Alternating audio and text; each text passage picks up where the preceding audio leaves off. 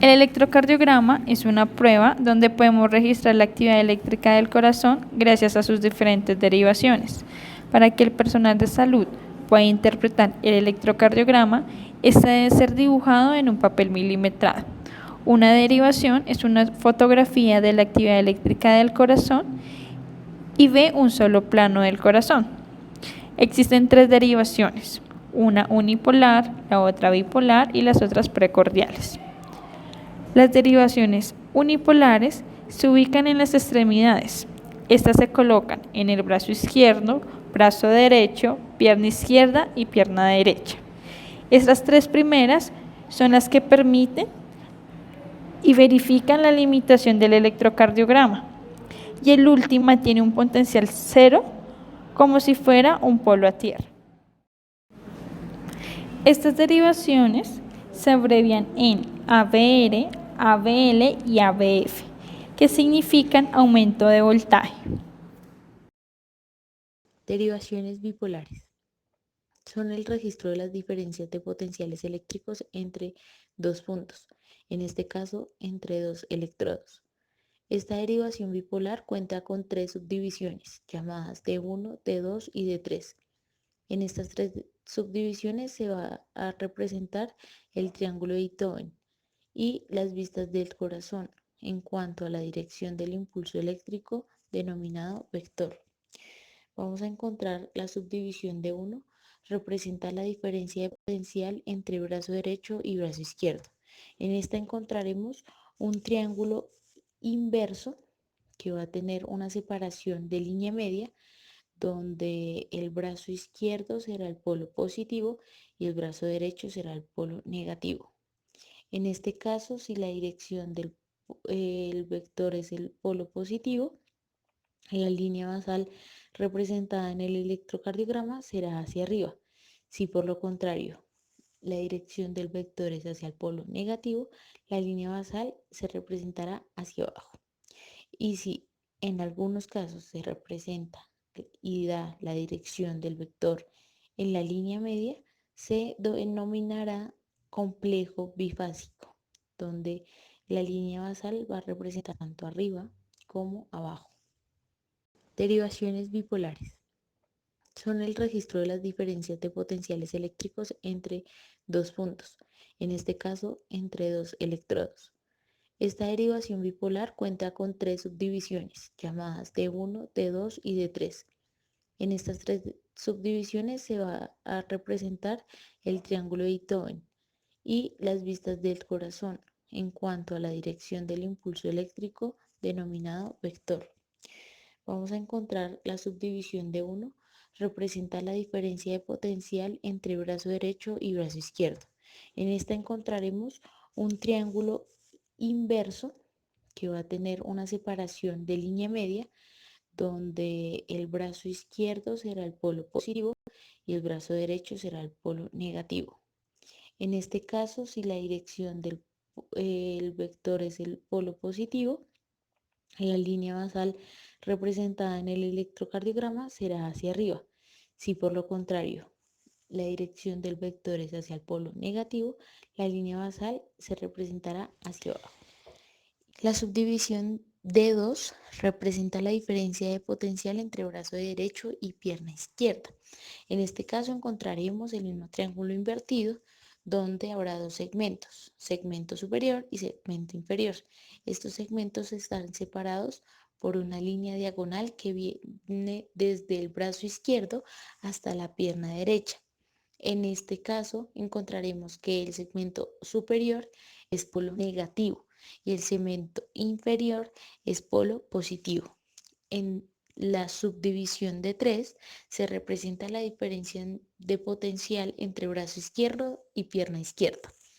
En este caso encontramos el mismo triángulo, pero su división diagonal va a estar inversa a la de D2, en donde el segmento superior seguirá siendo negativo y el segmento inferior seguirá siendo positivo.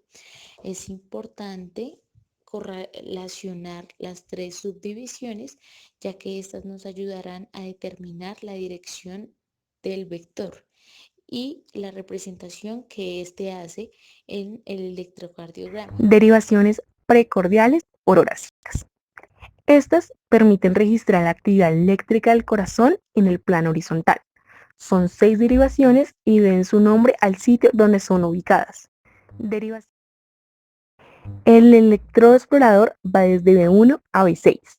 Estas son las derivaciones empleadas para precisar con exactitud las perturbaciones miocárdicas del lado izquierdo y el lado derecho.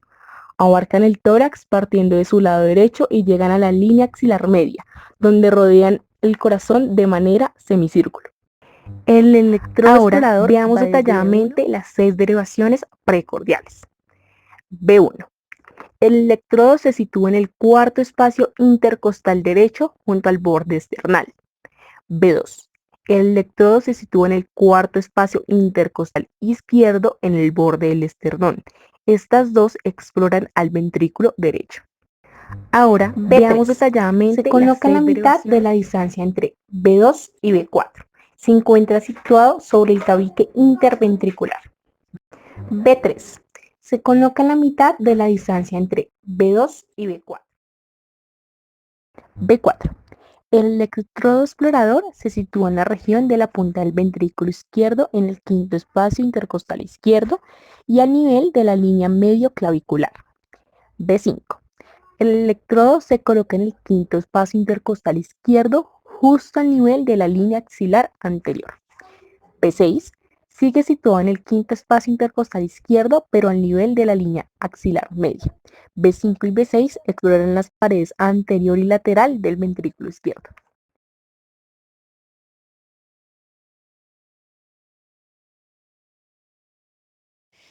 Objetivo de las derivaciones para la exploración de la actividad eléctrica del corazón. Es importante saber que las derivaciones cardíacas no se deben realizar ni analizar por separado, sino que por lo contrario debe ser en conjunto de todo el electrocardiograma para mirar los diferentes puntos de vista, ya que cada derivación es un punto de vista distinto del mismo estímulo eléctrico, a la dirección del impulso eléctrico denominado vector. Los objetivos de las derivaciones bipolares es registrar la diferencia potencial entre dos electrodos ubicados en extremidades diferentes, ya sea brazo izquierdo, brazo derecho, pierna izquierda, pierna derecha. En las monopolares, el objetivo será registrar diferencia de potencial entre un punto teórico o en el centro del triángulo de Itoven con valor a 0 y el electrodo de cada extremidad, permitiendo conocer el potencial absoluto de dicho electrodo. O sea, se tiene en cuenta desde el valor 0 del punto central del triángulo de Itoven a cualquiera de las 4 extremidades, ya sea brazo izquierdo, brazo derecho, pierna izquierda, pierna derecha.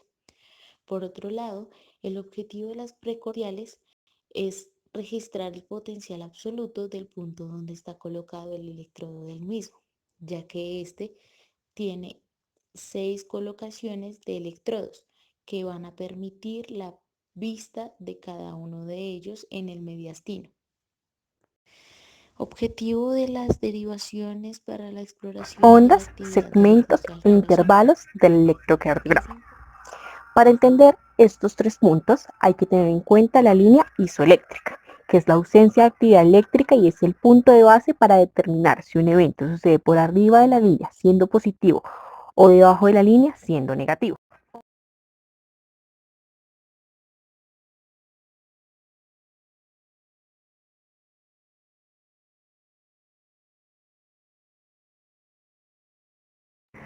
Ondas. Son las distintas curvaturas que toma el trazado del electrocardiograma hacia arriba o hacia abajo. Son producto de los potenciales de acción que se producen durante la estimulación cardíaca y se repiten de un latido a otro. Onda P. Corresponde a la despolarización auricular. Es positiva en todas las derivaciones excepto en ABR. Su altura debe ser menor a 2.5 milímetros. Su duración debe ser menor a 0.12 segundos. Las alteraciones en su morfología, en amplitud o en ambas reflejan patologías como hipertrofia auricular. Onda T. Representa la repolarización de los ventrículos. Las ondas T invertidas, aplanadas o pequeñas pueden representar varias situaciones como isquemia, infarto, conducción intraventricular retardada. Las ondas T alargadas pueden representar isquemia o infarto agudo del miocardio.